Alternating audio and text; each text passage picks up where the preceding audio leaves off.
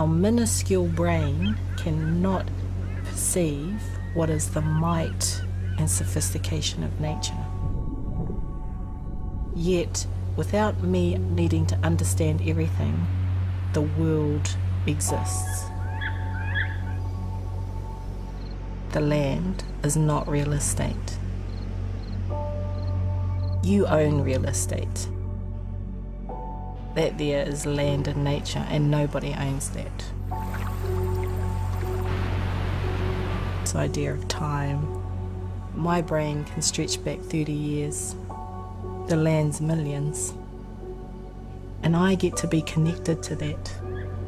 Since the dawn of the Industrial Revolution, humans have viewed nature as a resource from which to extract commodities: fish, energy, minerals, timber. Nature is also seen as a place to dispose of waste, often without considering the impacts it may have on the human condition, whose lives depend on a healthy ecosystem. Today, these environmental challenges continue, but a new idea, pulled from ancient indigenous practice, may provide the earth with a rights-based solution. You are the child, and that land out there, that earth mother of yours, is your parent. No human owns your mother.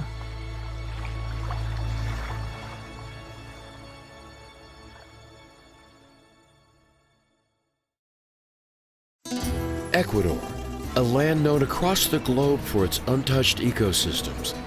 Each year, hundreds of thousands of tourists travel to experience the country's rainforests and rivers, as well as the exotic Galapagos Islands. In Ecuador and across much of South America, the idea of Mother Earth, or Pachamama, as it is known in indigenous Andean cultures, has a presence in everyday life. There is no distinction between human and non-human nature. Para los indígenas, la naturaleza es la madre tierra, la Pachamama. Y eso no representa una suerte de metáfora, es una realidad. Hay mucho que aprender de las comunidades ancestrales. La confirmación de ciertos elementos de la naturaleza que ya se conocían milenios atrás. Antes que el reconocimiento a la naturaleza, creo que debe haber un reconocimiento profundo hacia las comunidades ancestrales. Y creo que ese es el punto de partida. It is at this starting point that in 2008, the Constitutional Assembly of Ecuador considered taking a new approach to their political view of nature, as not just a resource, but as a living entity capable of being legally represented. En el caso de Ecuador, la Constitución del Ecuador ya contenía el reconocimiento al derecho a un ambiente sano en su versión anterior. En el año 2008 se decide avanzar un poco más y se decide este reconocimiento de los derechos de la naturaleza, y allí se articulan tanto las miradas de diferentes pueblos indígenas como también las organizaciones ambientales. For decades, Ecuador has struggled to protect its natural areas. Mining, oil drilling, even tourism are endangering some of the most biologically diverse places on the planet. Este es un país que los 10 años pasados ha vivido por unos procesos de conflictividad ecoterritorial muy fuerte, ¿no?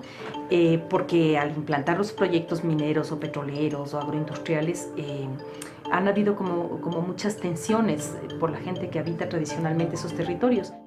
Ecuador's Yasuni Biosphere Reserve in the Amazon Basin sits on a multi-billion-dollar oil deposit. It also happens to be home to the Waorani indigenous people, numbering less than 3,000, with some clans living an isolated existence. You know, the whole rights of nature, indigenous rights interface is particularly relevant in a place like Eastern Ecuador, where indigenous people are basically living fairly traditional lives in a way that's pretty similar to 1,000 years ago. Their absolute demand is that their resources be held intact. And if they're not, then they themselves disappear. So the human rights and the nature's rights really are one unit. Más que nada teniendo en consideración que lo que hasta ahora ha ido sucediendo con el derecho ambiental no ha generado resultados sumamente positivos, sino que más bien la crisis ecológica sigue agravándose cada día. Entonces lo que me parece interesante de los derechos de la naturaleza es una gran oportunidad para empezar a pensar que no existe una única forma para tratar de abordar la crisis ecológica. La naturaleza no es un objeto que se explota y se maltrata, sino que es un sujeto que se cuida y se respeta. Entonces es un cambio muy radical de pensar a la naturaleza como de objeto a sujeto. The idea of nature itself having rights has existed among indigenous peoples for centuries. In 1949, American conservationist Aldo Leopold echoed the idea in his book, A Sand County Almanac. In it, he proposed a vision for a healthier human relationship with nature, writing that conservation is a state of harmony between men and land. He felt that eliminating the artificial boundary between people and nature would open doors to a new understanding. In 1972, American law professor Christopher D. Stone published Should Trees Have Standing?, which at the time presented the nearly inconceivable idea that rights be given to forests, oceans, and rivers. That same year, Supreme Court Justice and outdoorsman William O. Douglas made headlines when he issued a dissenting opinion based on Stone's article in the 1972 Sierra Club versus Morton case, stating that environmental objects should be able to sue for their own protection. Even though legal systems that govern the Western world are now slowly coming to consider the rights of nature concept, indigenous beliefs came to the table in 2008 during the Ecuador constitutional debate. Here was an opportunity to give nature the same rights held by individuals and corporations. Política de la República del Ecuador. Sin lugar a dudas, uno de los temas más interesantes, más anecdóticos también, del debate constituyente en Montecristi en el año 2007-2008 fue la introducción de los derechos de la naturaleza. La naturaleza ya no es más vista simplemente como un objeto a ser apropiado, a ser utilizado, a ser explotado, sino que comienza a ser visto como un sujeto que tiene derechos. Gracias a todos quienes... Ecuador had already recognized nature's role in good living, known as sumac cauce or buen vivir, but going as far as giving it legal standing was still a stretch for some. El debate se fue dando en diversas instancias, con diversas intensidades, pero soy franco, no creí que íbamos a caminar tanto en el tema de los derechos de la naturaleza. Como muchos abogados consideraban que no podía darse, porque decían, pero ¿cómo la Constitución, la naturaleza puede ser un sujeto de derechos si la naturaleza no puede protegerse a sí misma, si la naturaleza no puede escribir un documento para presentarlo en la corte?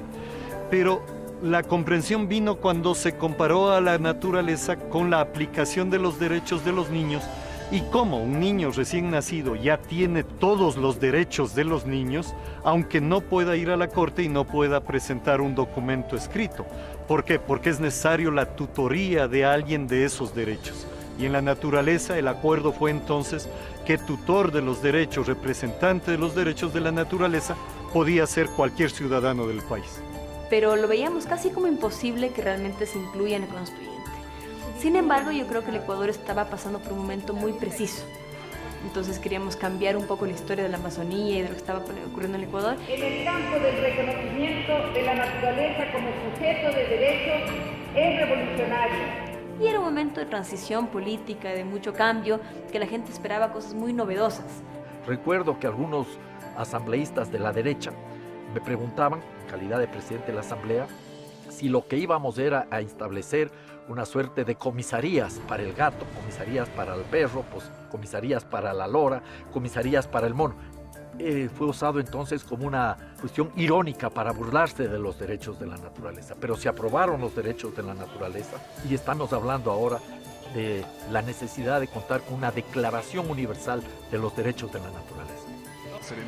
As a result of the Constitutional Assembly, Pachamama, or Mother Earth, was recognized as a legal entity and written into the Ecuadorian Constitution. Ecuador became the first country to establish the rights of nature at a national level. Nature legally could no longer be seen just as a set of natural resources to be exploited.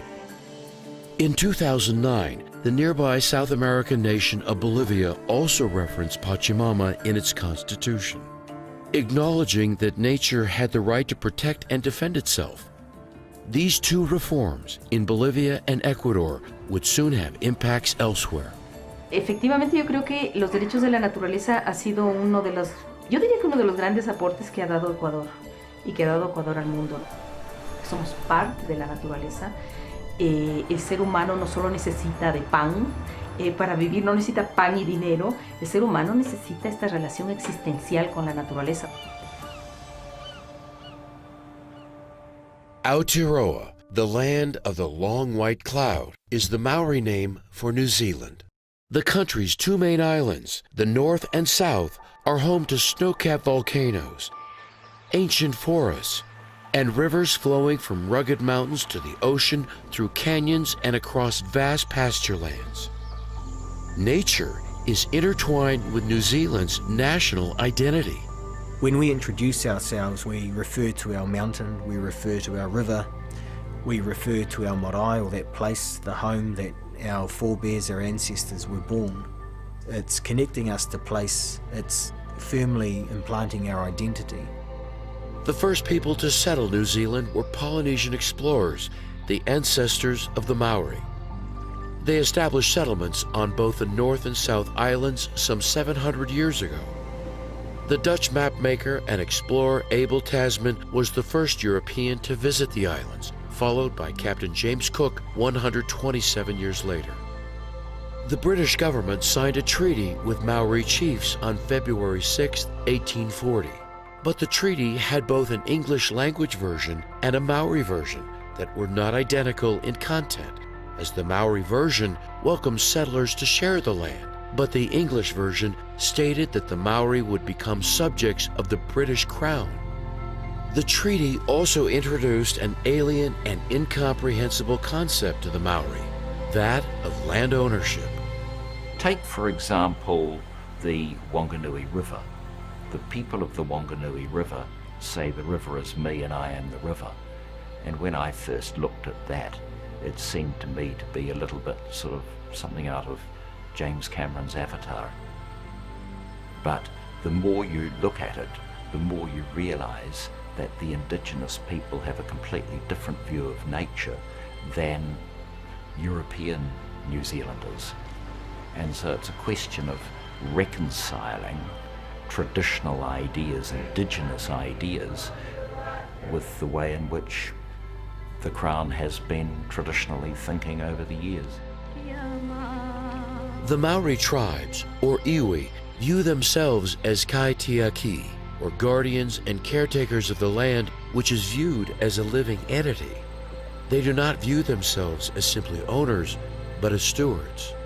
When you are born to wherever it is that you were born on the planet, that there then becomes the thing that you are connected to. The land is not real estate. That there is land and nature, and nobody owns that. I don't care if you're the owner. I don't care if you're the CEO of something that I can't spell. I really don't care. You don't belong here. It's hard to overstate the anger and frustration the Maori have felt for generations over the Treaty of Waitangi. On the North Island's Wanganui River, local iwi have sought rights for the river for over 140 years.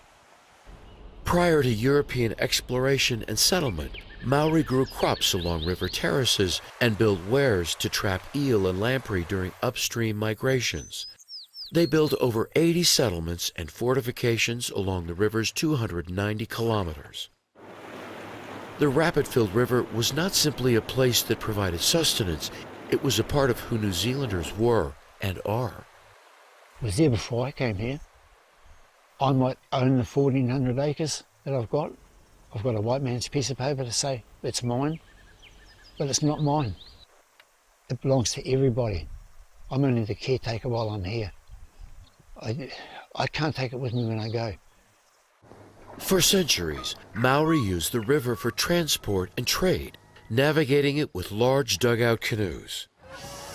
The 1840s brought European exploration and missionary work to the Wanganui, and by the late 19th century, large river steamers carried passengers and freight from the coast to settlements upstream. The river was advertised as the Rhine of New Zealand, attracting thousands of tourists to the Wanganui. Today, the river and its lands are used for farming, forestry, and tourism.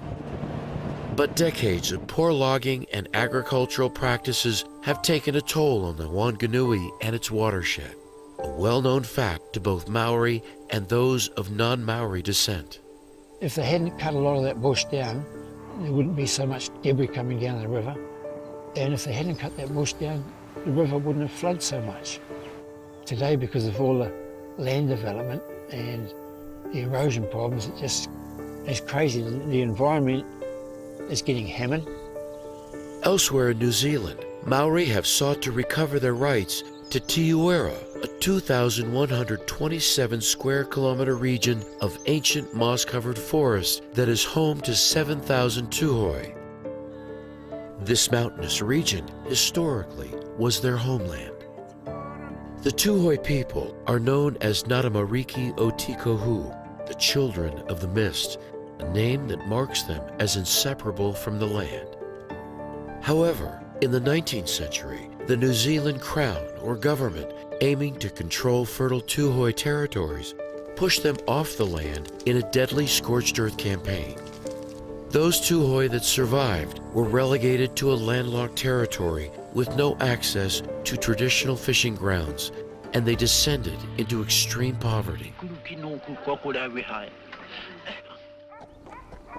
I'm sure many outsiders think that New Zealand is very much an idyllic country, and in many respects it is. But the fact of the matter is, there have been wrongs happened. As the demand for land grew stronger and stronger, the Tuhoi people were increasingly locked out of any decision making. And then in 1954, without any discussion whatsoever with the people of the land, the particular area was made into a national park. And what that meant is that it was all governed by central government in Wellington. And those people who lived in the land, who had lived on the land for hundreds and hundreds of years, were totally locked out of its administration. For 2 generations, that has been the arrangement. The National Parks Act took responsibility away from Tuhoi people and took it to the capital under the guise that they could better govern and manage a land they knew nothing about. And it's my experience that if there were 2 parcels of land, one Maori land, one general land, and land was required for development, land would be taken under the Public Works Act, and it was invariably Maori land that was taken. National park goals in New Zealand generally include preserving nature and facilitating visitation. But here, Te Uera National Park conflicted with a connection between people and place that was so essential to the Tuhoi. It was an artificial structure, a veneer of management laid over a land that did not need it. Living with the land, living with nature is hard, but hardship is the thing that makes us tough. You then start to see how much you need each other. And so when government has taken that responsibility away from Tuhoi people, our relationships to each other eroded. It was at this crossroads, both at Te Uera and on the Wanganui River, that the New Zealand government realized it needed to address the wrongs inflicted on the Maori. Could recognizing both nature's rights and those of the indigenous Maori people provide a solution to a century-old conflict? In terms of the New Zealand recognition of the rights of nature, we were dealing with a number of these settlements and dealing with the aspirations of the various tribes. And then we had to say, well, if we transfer the river or ownership of the river to the local iwi, it'll be World War III. And if we transferred a national park, or what had been a national park, to the iwi, there would be trouble, because people would say we were giving away something that was their birthright. And so we had to try and explore ways in which we could reach just and durable settlements without getting ourselves into trouble. I mean, good old politics at its best. And the result is a truly unique settlement. And fortunately, the various groups that we were dealing with provided the answer. Get away from Western concepts of ownership into something else, and recognizing that maybe the river just owns itself. Maybe the forest, the Ureweras, own themselves. The Tiuera Act of 2014 granted the legal rights of a person to the former Tiuera National Park. For the 40,000 Tuhoi, the return of Tiuera was more than just about land-having rights. It was central to Tuhoi identity, a key to a sustainable future.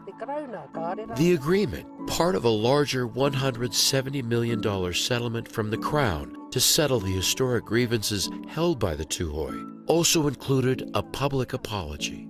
The Crown apologizes for its unjust and excessive behavior and the burden carried by generations of Tuhoi who suffer greatly and who carry the pain of their ancestors. Let these words guide our way to a greenstone door, Tātou Pounamu, which looks back on the past and closes it, which looks forward to the future and opens it. Under the Tiuera Agreement, the Tuhoi will share management of the lands with the Department of Conservation, but neither will own the land. The land will own itself. The goal is to seek to establish an intergenerational, principle-based system to manage Tiuera, drawn from Maori traditions and a focused responsibility to the land that involves asking what is best for the land rather than a set of regulations. Well, how can a bunch of humans represent the voice of nature? It's a board that does not represent humans. We have this delightful conversation about things like, oh, well, that stakeholder wants that and that person. Yeah, we don't see humans. No, I am nature. Nature is connected to everything. I have a memory that is timeless. I can't see things in annual plans.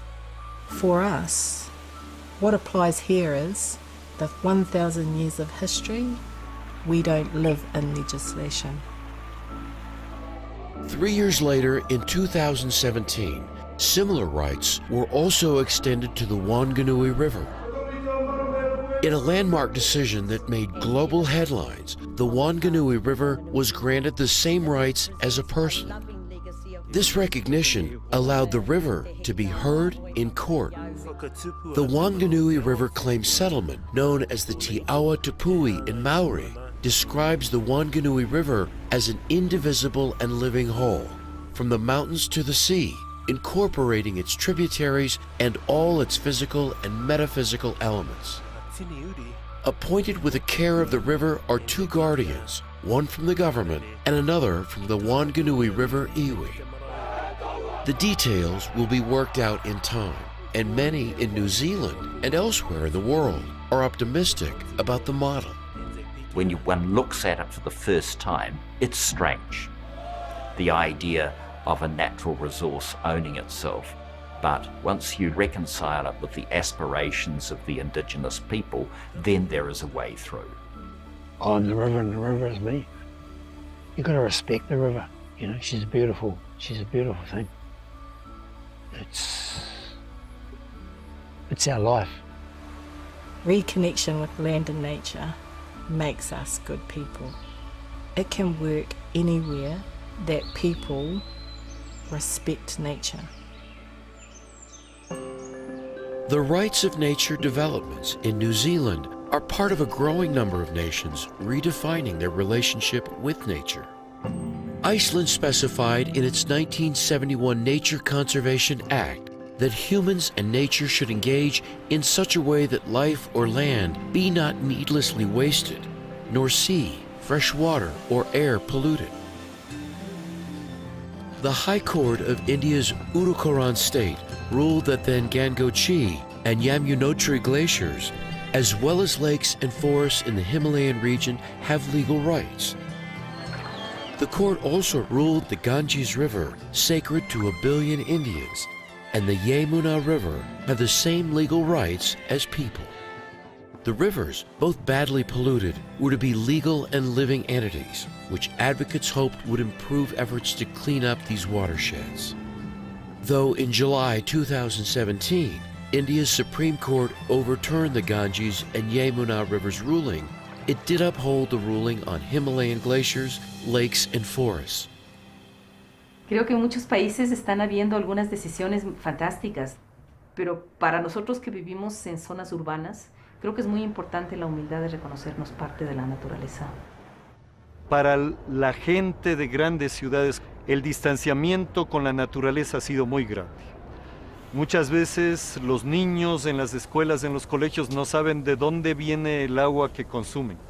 Entonces, el problema es cómo lograr que todo el mundo lo entienda. Could the rights of nature take root in a populous, increasingly urbanized nation with the world's largest economy?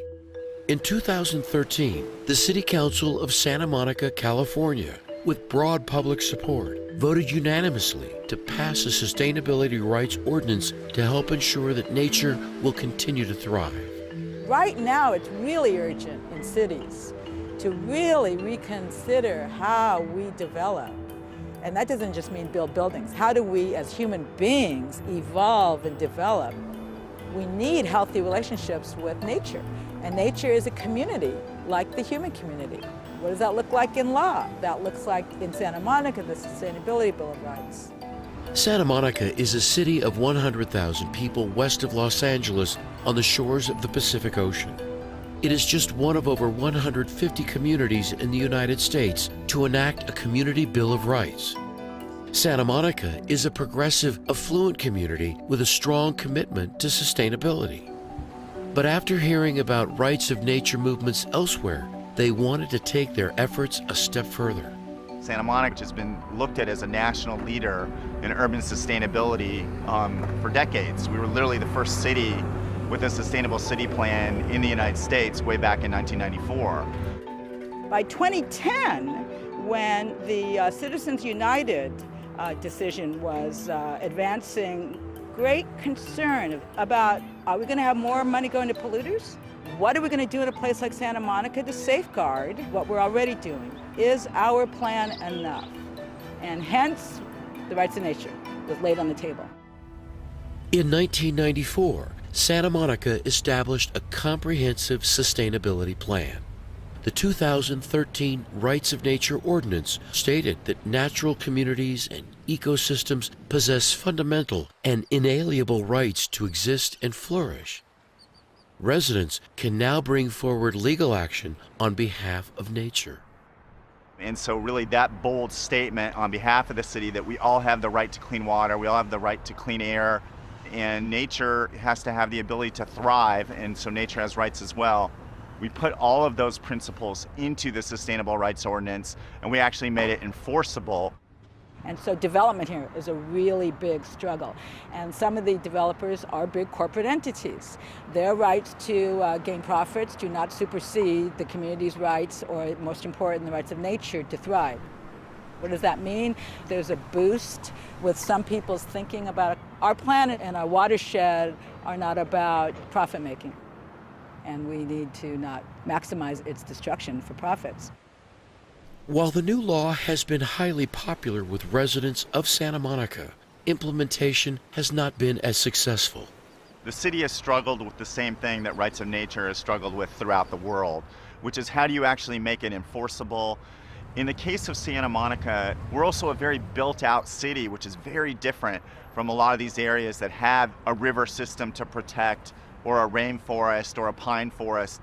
And so the sort of nature that you would really sue over to protect, really it's a very urban environment in which we all live. And really Santa Monica Bay would be the one natural area that exists there. And the Clean Water Act is a pretty darn good tool to use, which is federal law, to make sure that Santa Monica Bay gets cleaned up. Here in the States, the notion of environmental standing is fairly well established.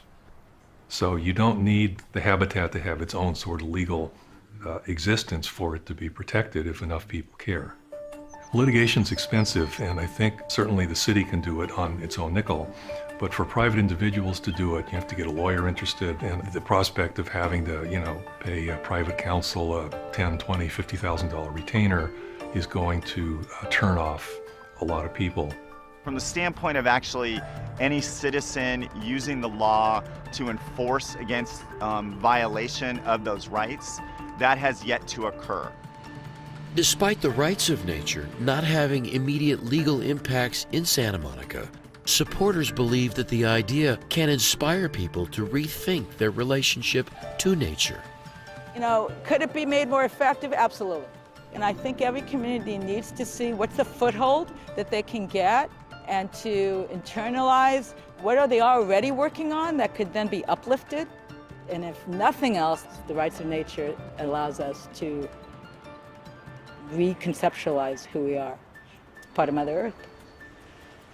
I think there's a real big question on the rights of nature, whether these are just of great value from the standpoint of awareness to the public. What's really interesting about the Santa Monica experience is back in the 1990s, our groundwater supply was so polluted that literally 0% of our water, our drinking water, was coming from our local groundwater. But this city boldly went after the polluters to actually clean up the aquifers and provide the public, restore our right to our local water supply to the public. It was extraordinary, and in a lot of ways it was sort of, the motivation to show that, this right for nature really can exist, and Santa Monica's already fought for it using different methods to make it happen. So that's why this work is so important, to give these sorts of examples of realizing that you can speak up for resources that can't speak up for themselves. Several hundred miles east of California is the state of Utah, home to world-renowned national parks such as Zion and Arches. A desert state, Utah is facing environmental issues of its own. Great Salt Lake is under pressure from water diversions, an expanding population, and climate change. Stakeholders are exploring whether and how laws might be changed to guarantee a minimum inflow for Great Salt Lake, which currently has no right to water. Whether you characterize it as a right of nature, or whether a river is entitled to have a water right, or a lake is entitled to have a water right allocated to it, that's a very difficult thing to do in a state like Utah, where the water is already fully appropriated. Convincing our very conservative legislature to do anything that would even be remotely viewed as treading on private property rights is really problematic. Great Salt Lake is a Utah icon, as famous as the Mormon Tabernacle Choir or its powdery ski slopes. I still remember the first day I came out here, and I stood there and looked around, and I was just blown away. I couldn't believe that a place like this existed. The lake is an extraordinary ecosystem, vital for over 5 million migratory birds traveling north and south across the Americas. And we get anywhere between 30, 50, even heading up towards 100% of North America's populations of some of these bird species. Great Salt Lake also contributes to Utah's economy through the brine shrimp and minerals industry, as well as through the money spent by bird watchers, hunters, and tourists. All economic and recreational activities are dependent on adequate water levels in the lake. But changing climate and a population expected to double to 6 million by 2060 will create pressure to build more dams and divert more water from streams and rivers, including the Bear River, the lake's major tributary. In short, the future of this unique resource is threatened unless a right to water is established. The water picture and the Great Salt Lake relationship is a very fragile one. The lake is very dependent upon water. So as the population grows and they consider what their values are, Great Salt Lake oftentimes is left out of that picture. You've got greater water demand for irrigation, you've got greater water demand for cooling, for electricity. So we've got this squeeze from population growth and climate change. Utah water in general, and Great Salt Lake as well, is kind of trapped in the jaws of this vice that are closing on us. The lake is at 4193 right now. The historic low is 4191. And so we're within 2 feet of the historic low, where the salinity of the South Arm rises to the point where the brine shrimp industry is impacted, where the harbors are impacted, recreation, birds. That's our biggest challenge, I think, going forward, is keeping water in the lake. Lakes don't do well without water.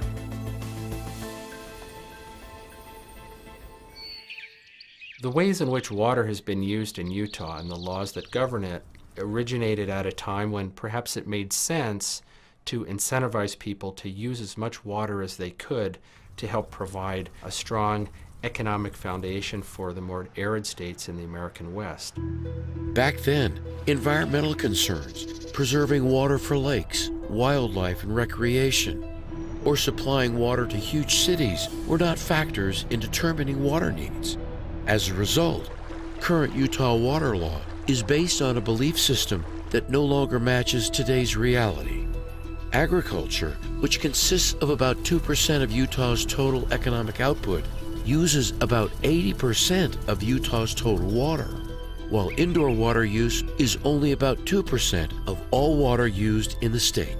The system as it's currently set up actually works against using water wisely and incentivizes farmers to use as much water as possible, even though they don't actually need that much water. The use it or lose it principle. There's actually plenty of water to expand the population without developing new sources of water. We are not running out of water. But even though plenty of water is available for Great Salt Lake, because it has no legal rights, the lake cannot purchase or lease water shares. The law simply does not allow us to set water aside just to sit there in the lake for the values of the lake. The state water laws are such that the water in the lake is considered wasted. We're looking for an opportunity for groups to be able to go out and buy water rights, lease water rights from agriculture in order to keep water flowing to the lake. It's just we don't have a mechanism to do that right now. One solution would be a viable in-stream flow law, which would allow water rights holders such as farmers to sell, donate, or transfer their water rights to a river or lake, providing a financial incentive. Utah water law does include protections to the environment, stating that a water right can only be granted if by removing the water from a river or stream, the environment will not be affected. While this part of the law has been overlooked in the past, pushing for its enforcement could return water shares to the state, thereby increasing water flows into Great Salt Lake. The legal tool is there to force them to, but forcing it forces takings lawsuits and other things that will simply delay the implementation of any of this for decades while it works through the courts. If it can be done through market-based transfers without violating priorities and without violating property rights, I think we'll find willing sellers who would do a variety of things.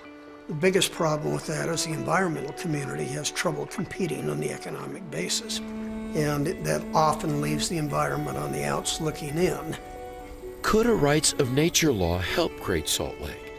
Some think so, but gaining significant public support could take time. I think the reason we have water concerns for Great Salt Lake is because the Great Salt Lake is an afterthought if it even makes it that far. And if we can build public concern about Great Salt Lake, then that'll build up into political support. And to me, that's the key, is if this can be couched in terms of we are trying to sustain this resource for the benefit of all of us. And I think today it probably is more feasible than ever before. Utah isn't unique. Many nations and communities across the globe struggle to provide rights for their ecosystems. Ecuador, despite being the birthplace of the modern Pachamama movement in 2008, has yet to see the law become fully operational. I think people in Ecuador really like the fact that we have this rights of nature law. I think they're proud that this country was the first one to include that kind of thing in their constitution. But I do believe that there's a big chasm between this law as it's written and the way that it's put into practice. For Ecuador, I think in a big way, it is left quite empty. In 2011, a section of the Vilcabamba River in Ecuador was damaged by road construction. An American couple who owned property along the river sued and eventually prevailed in court.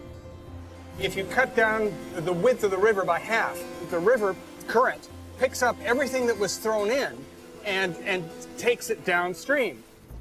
Ecuador upheld its rights of nature law, making global headlines and setting a legal precedent for the application of the rights of nature.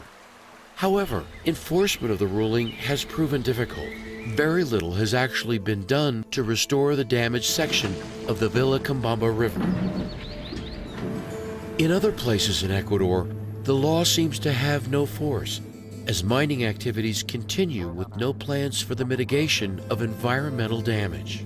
El Ecuador, a pesar de ser el país que reconoce el derecho de la naturaleza, permite que entre la minería a gran escala.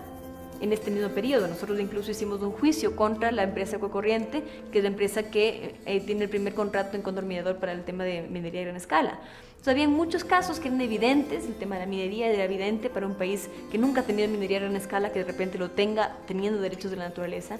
Por ejemplo, en la Constitución se sostiene la defensa de las fuentes de agua y de los cauces de agua. Sin embargo, de aquello, en este momento la ley de minería dice que a las mineras se les tiene que garantizar todos los servicios, incluyendo los servicios hídricos, lo cual significa que la minera sí puede afectar los cauces y las nacientes de agua. Estas contradicciones gubernamentales tienen, de hecho, una serie de condicionantes muy difíciles para que los derechos de la naturaleza se apliquen. Primero, hay gente que nunca va a aceptar que la naturaleza tenga derechos. Ya en la práctica tenemos serias dificultades, porque para los abogados y abogadas, para los jueces y juezas, es difícil dar ese paso, ¿ya? Entonces muchos no entienden que ni siquiera se requiere un marco jurídico, leyes predeterminadas para poner en vigencia los derechos de la naturaleza, porque la Constitución abre la puerta para aplicarlos sin ley alguna. Es más, yo tengo mucho recelo de que se quiera establecer una ley que norme los derechos de la naturaleza, cuando los derechos de la naturaleza deberían permear todas las leyes. Ecuador's world-famous Galapagos Islands lie 1,000 kilometers from the mainland. This unusual archipelago, where Charles Darwin did much of his pioneering work on natural selection, is home to a rich array of wildlife, including species found nowhere else on Earth. The islands, with their white sand beaches, animals, and tropical vegetation, are increasingly popular with tourists. In 2018, the island saw over 225,000 visitors, nearly 20 times the level from the 1960s. The population of the Galapagos has also increased from about 1,000 in the 1950s to over 30,000 people today. This human tide has created significant conservation challenges, with a greater need for freshwater supplies, electrical generation, and waste disposal. Increased construction, including that of illegal hotels and houses, pose even more challenges. Invasive plant and animal species are also threatening the Galapagos' unique biodiversity. 20 endemic species are now critically endangered. La naturaleza que está sufriendo hoy en día por nuestra culpa, directa o indirecta. In 1998, a special regime for the Galapagos Islands was established to help manage tourism, and a new law was designed to restrict migration to the islands. But these efforts only brought marginal improvements. A subsequent study recommended a cap on visitors, but the report was set aside, and its recommendations not implemented. Basically, when we talk about rights of nature versus development versus human interest versus economy, all those things, it really boils down to money. It's like, what do we value? Is this worthwhile or is this worthwhile? We have now said economy is everything. And I think we're really moving farther and farther away from any kind of potential to recognize that nature itself has value and should be recognized as having rights to exist. If tourism and development are detrimental to nature in the Galapagos, could the new rights of nature law be used to limit that development? Perhaps yes, but whether the law will be applied is another question. The money earned by tourism may limit the political will to enforce such a law. Entonces va a ser un proceso dentro del Ecuador mismo cómo poder implementar aquellos derechos que va a tomar posiblemente décadas. Es como cuando existía la esclavitud en Estados Unidos, haces todo el tema de abolir la esclavitud y que el esclavo lo pasas de objeto a sujeto de derechos, ya no es legal pegarle, ya no deberías pegarle, porque es un absurdo, entendiste que eso era un absurdo. Hoy por hoy estamos entendiendo que estas leyes que simplemente te maltratan a la naturaleza y la contaminan es un absurdo. Al tratarla como una persona deberías decir, ¿por qué no dejamos de contaminar? ¿No es cierto? Entonces es un cambio muy radical de pensar a la naturaleza como de objeto a sujeto, que tomará tiempo, definitivamente aquí en Ecuador todavía no lo hemos podido implementar al 100%, tomará un poco de tiempo, pero para nosotros es como una de las únicas soluciones de entender cómo lograr de nuevo este equilibrio con la naturaleza, de entenderla como una persona. So what does the future hold for the rights of nature? Changes in the legal system are a reflection of social changes, which typically take time to take root and grow. The rights of nature movement reflects a new way of thinking about the human relationship with nature, and with patience and perseverance, change can happen.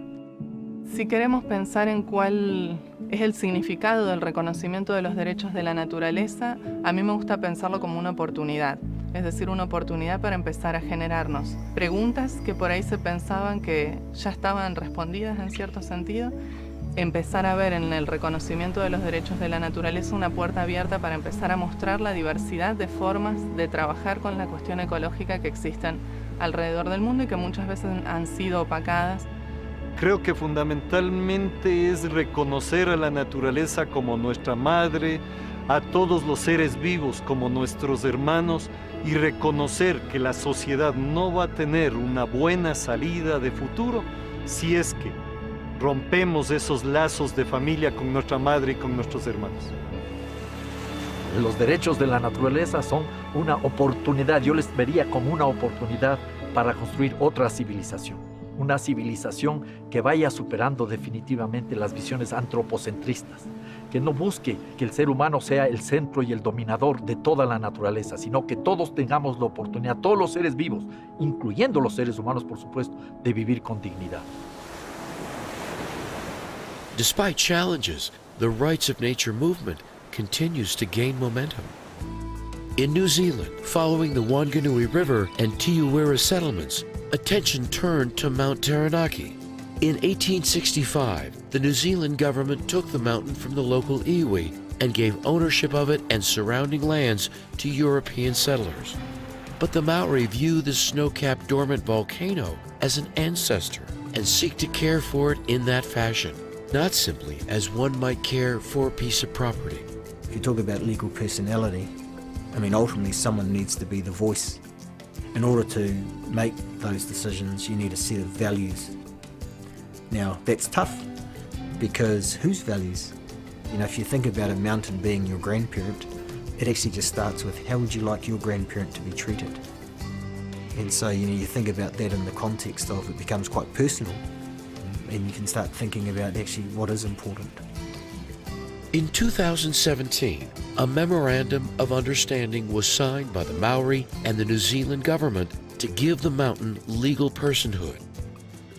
The Maori hope their story can continue to inspire the world to reconsider our relationship with nature.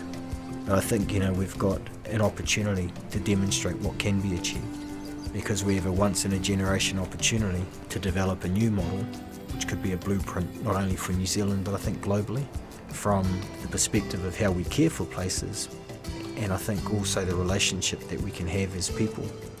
Today, over 100 nations have some form of legal rights for nature in their constitutions or federal laws.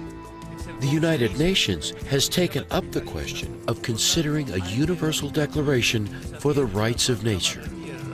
And though courts in industrialized countries seem less willing to grant nature a legal right as they have in Ecuador or New Zealand, each step provides a model and inspiration for others. They provide a foundation for a more sustainable future for humans and the physical world they share. The reconnection of people with the land has to do with restoring our relationships to each other, regrowing our sense of purpose, our sense of community, and our kindness to each other. We get that because of what we observe about nature. We see the relationships between trees and insects, between mist and land, between rock and mud. And we see how in that extreme diversity, everything works together. Reconnection with land and nature is your sense of security about the future.